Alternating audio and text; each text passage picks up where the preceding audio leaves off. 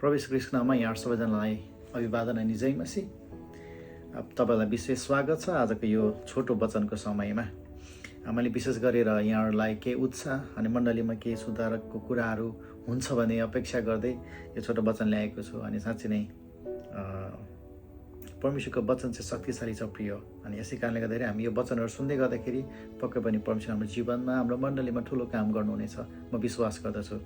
विशेष आज मैले ल्याएको एउटा केही शीर्षक छ जहाँनिर चाहिँ हामी मानिसहरू हामी जो मण्डलीमा जाँदैछौँ, जो आफूलाई हामी विश्वासी भन्दै गर्दाखेरि आज हामी विश्वासीहरू चाहिँ बाहिर होइन तर विशेष गरेर हृदयभित्रको परिवर्तन हुनुपर्ने कुरामा म तपाईँहरूसँग केही छोटो वचनको कुराहरूलाई लिएर म सेयर गर्नेछु। अनि हाम्रो क्रिस्चियन जीवन विश्वासी जीवन भन्ने बित्तिकै बाहिर होइन प्रिय, भित्र चाहिँ परिवर्तन भएको प्रभु चाहनुहुन्छ। विशेष गरेर आजभोलिको समयमा तपाईँ यदि हेर्नुहुन्छ भने मण्डलीमा एकदमै ठुलो, एकदमै डरलाग्दो, एकदमै खतरनाक भइराखेको अवस्थाहरू छ। यो चाहिँ विशेष गरेर मानिसहरू आजभोलि बाहिर जिउने जीवन चाहिँ वास्तविक जीवन जिइराखेका छन् र जब मण्डलीमा आउँदै गर्दाखेरि, मण्डलीभित्र हुँदै गर्दाखेरि, सेवामा बस्दै गर्दाखेरि चाहिँ नक्कली जीवन र नक्कली रूप लिएर आइराखेको अवस्थाहरू हामी देख्दछौँ। वास्तवमा केही अर्कै हुनुपर्ने हो। वास्तवमा हुनुपर्ने चाहिँ मण्डलीमा आउँदाखेरि चाहिँ हामी आफ्नो वास्तविकता बोकेर, वास्तविकता लिएर हामी आउनुपर्ने हो। तर तपाईँले याद गर्नुहोस् र आफूलाई पनि महसुस गर्नुहोस्, हामी धेरै जसो के देख्छौँ र के आफू पनि के गर्छौँ भने हामी बाहिर चाहिँ आफ्नो वास्तविकता हामी प्रकट गर्छौँ, तर मण्डलीमा आउँदाखेरि हामी धेरै अवस्थाहरूमा नाटकहरू गरेको अवस्थाहरू हामी पाउँछौँ। हाम्रो नक्कली रूपहरू, नक्कली धार्मिकपनहरू हामी देखाइरहेको हामी पाउँछौँ। आजको अवस्थामा हामी हेर्ने हो भने सबैभन्दा डरलाग्दो अवस्था चाहिँ के भएको छ भने मानिसहरू एक आपसमा विश्वासीहरूसँग, एक आपसमा मानिसहरूसँग डराइराखेको अवस्थाहरू छ। तर ख्रिस्टसँग डराउनु पर्ने, ख्रिस्टसँग नडराइकन मानिसहरूसँग डराइराखेको अवस्थाहरू छ। अनि त्यस कारणले गर्दा मानिसहरूको अगाडि एकदमै ठिक्क हामी बनिराखेका छौँ, तर ख्रिस्टको अगाडि हामी उदाङ्गो भएका छौँ। ख्रिस्टले सबै कुराहरू देखिरहनु भएको छ, हाम्रो भित्रको कुराहरू है। हामी कति धेरै घिनलाग्दो अवस्थामा हामी गइराखेको कुराहरू ख्रिस्टले चाहिँ देखिराख्नु भएको छ प्रिय। याद गर्नुहोस्, परमेश्वरले तपाईँ र मेरो बाहिरी रूपलाई होइन तर भित्र हृदयमा उहाँले हेर्नुहुन्छ। तपाईँले पहिलो सामुएल 16:7 हेर्नुहुन्छ भने त्यहाँनिर यसरी लेखेको छ, तर परमप्रभुले सामुएललाई भन्नुभयो, त्यो सुन्दर र अग्लो भए तापनि त्यसको ख्याल नगर, मैले त्यसलाई इन्कार गरेको छु है। अनि परमप्रभुले मानिसले झैँ हेर्नुहुन्न, मानिसले रूप हेरेर विचार गर्छ, तर परमप्रभुले हृदयभित्र हेरेर विचार गर्नुहुन्छ प्रिय। हेर्नुहोस् त, परमेश्वरले चाहिँ हाम्रो हृदयभित्र, मानिसले चाहिँ बाहिरको कुरालाई हेरेर विचार गर्दछ। हामी मण्डलीभित्र बस्दै गर्दाखेरि, मण्डलीभित्र आउँदै गर्दाखेरि हामी मिठो मुस्कान, मिठो बोलीहरू, मिठो हावभावहरू हामी लिएर आउन सक्छौँ। तर याद गर्नुहोस्, ख्रिस्टले चाहिँ तपाईँ मेरो भित्र हृदयमा गएर जाँच्नुहुन्छ।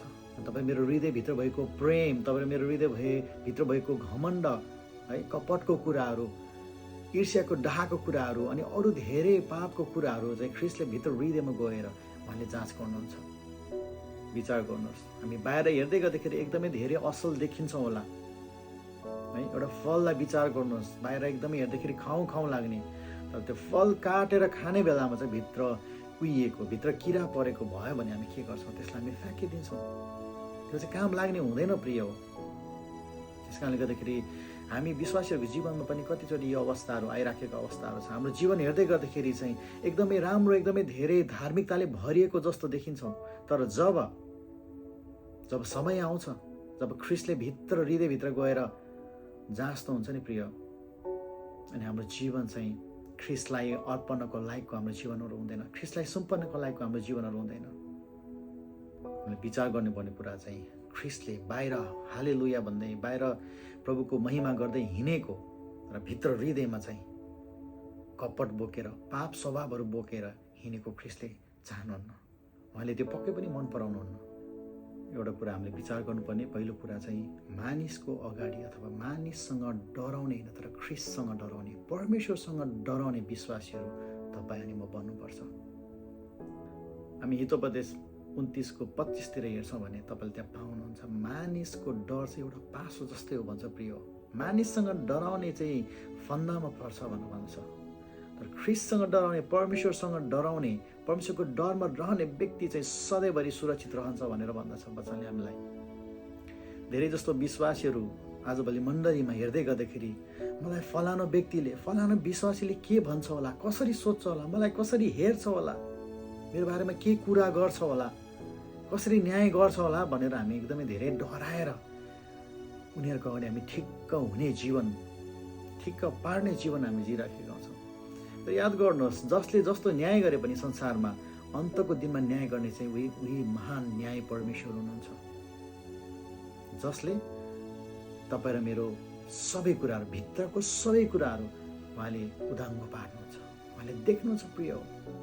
त्यस कारणले गर्दाखेरि अहिलेको लागि, मानिसको लागि ठिक्क भन्ने जीवन होइन, तर अन्तिमको दिनमा जब हामी न्यायमा पर्छौँ त्यो बेलामा परमेश्वरको अगाडि ठिक हुने जीवन, उहाँले न्याय गर्दाखेरि तपाईँ र म सठिक जीवन जिएको जीवन चाहिँ तपाईँले मैले जिउनु पर्दछ।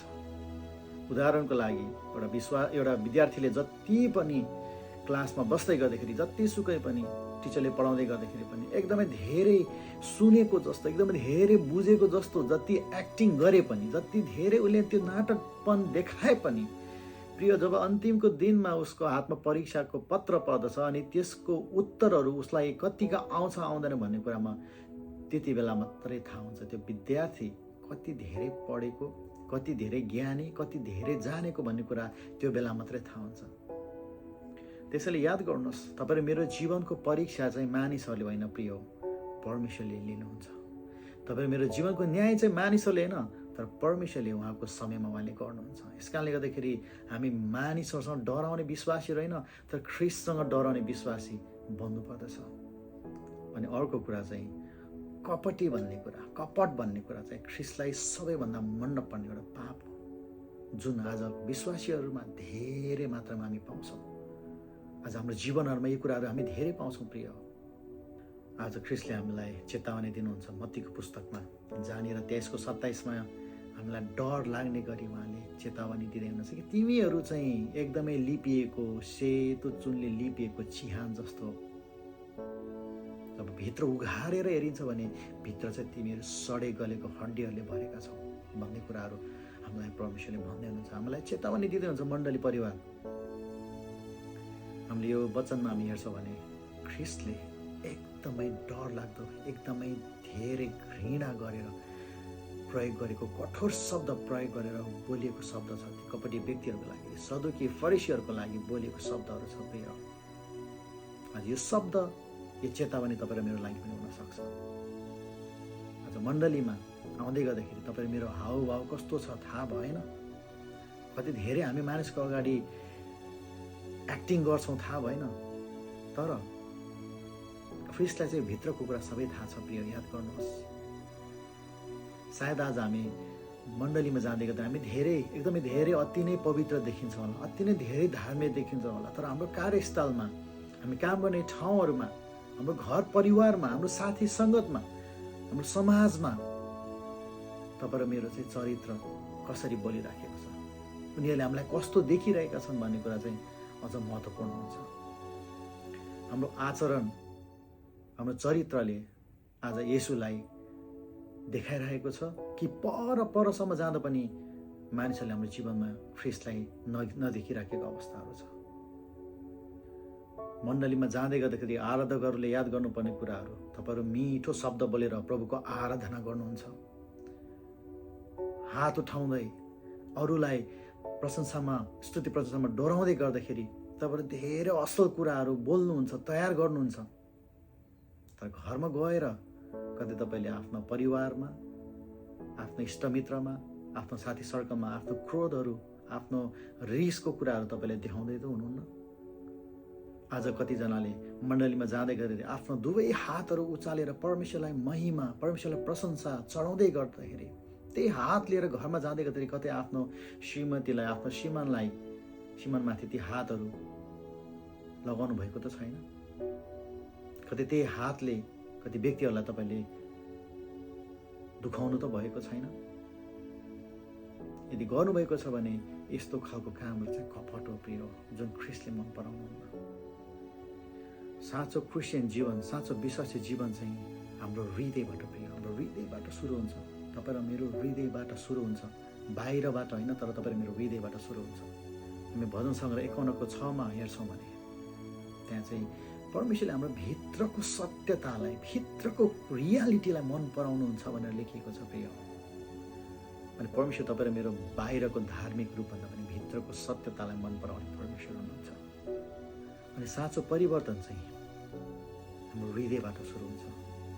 ख्रिस्टको अनुशासनको कुराहरू, ख्रिस्टले हामीलाई सिकाउनु भएको वचनलाई पालना गर्ने कुराहरू, ख्रिस्टको जस्तै पवित्रताको जीवन जिउने कुराहरू, यी कुराहरू हामीले अपनायौँ भने पक्कै पनि ख्रिस्टले चाहेको जस्तो विश्वासीहरू आज हामी बन्न सक्छौँ। तपाईँ र म पनि ख्रिस्टले जस्तै प्रेम गर्ने व्यक्तिहरू बन्न सक्छौँ। तपाईँ र म पनि ख्रिस्ट जस्तै विनम्र हृदय भएको व्यक्तिहरू हामी बन्न सक्छौँ। अनि अन्तमा तपाईँहरूलाई म उत्साह दिन चाहन्छु कि हाम्रो जीवनहरू चाहिँ ख्रिस्टको अगाडि पारदर्शी छ भन्ने कुरा हामी थाहा गरौँ प्रिय। ख्रिस्टले चाहिँ सबै कुराहरू देख्नुहुन्छ भन्ने कुरा हामी थाहा गरौँ। यो कुराहरू गर्दै गर्दाखेरि हामी सायदै मानिसहरूको अगाडि, डराउने मानिसहरूको अगाडि मात्र ठिक्क पर्दैन, तर ख्रिस्टको अगाडि ठिक जीवन जिउने व्यक्तिहरू, ठिक जीवन जिउने विश्वासीहरू हामी बन्न सक्छौँ।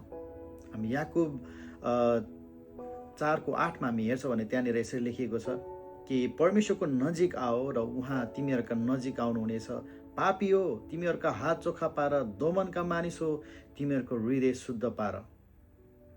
आज तपाईँ अनि मैले बाहिरको नक्कली धार्मिकतालाई खोज्ने होइन प्रिय। आज मण्डलीको विश्वासीहरूले चाहिँ भित्रको सत्यतालाई खोज्ने, ख्रिस्ट अपनाउने जीवन जिउनु पर्दछ। हाम्रो जीवनमा चाहिँ यस्तो खालको परिवर्तन चाहिएको छ जुन चाहिँ साँचो अनि साँच्चै नै परिवर्तित जीवन चाहिएको छ। आज हामीले जिउने जीवन चाहिँ मण्डलीमा जिउने जीवन र बाहिर जिउने जीवन एउटै हुन आवश्यक छ प्रिय।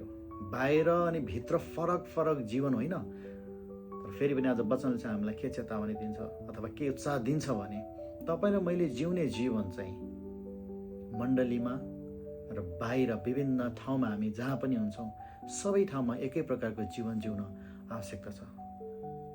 तपाईँलाई अन्तिममा फेरि पनि एकचोटि उत्साह दिन चाहन्छु कि आज परमेश्वरले तपाईँ मेरो जीवनमा झुटो होइन, नाटक होइन, तर रियालिटीमा बाँचेको, ख्रिस्टको वचनमा बाँचेको, ख्रिस्टको वचनलाई आधार मानेर बाँचेको, ख्रिस्टको अनुशासनलाई आफ्नो बाटो बनाएर अँगालेको विश्वासीहरू आज परमेश्वरले चाहनुहुन्छ प्रिय।